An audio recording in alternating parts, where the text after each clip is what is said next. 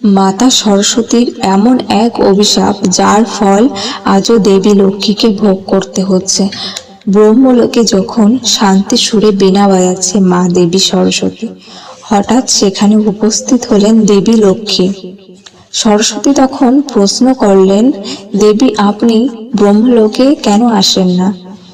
লক্ষ্মীর উত্তর শুনে বদলে গেল সব।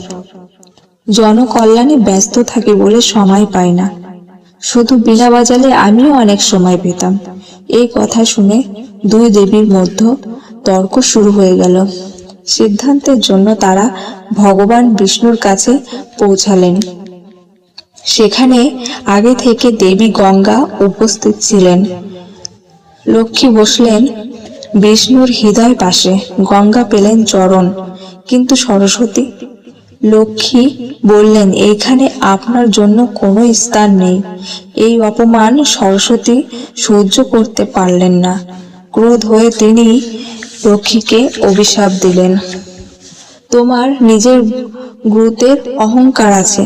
তুমি পৃথিবীতে তুলসী রূপে জন্ম নেবে, সেখানে তোমার হরির সঙ্গে কোনো সম্পর্ক থাকবে না।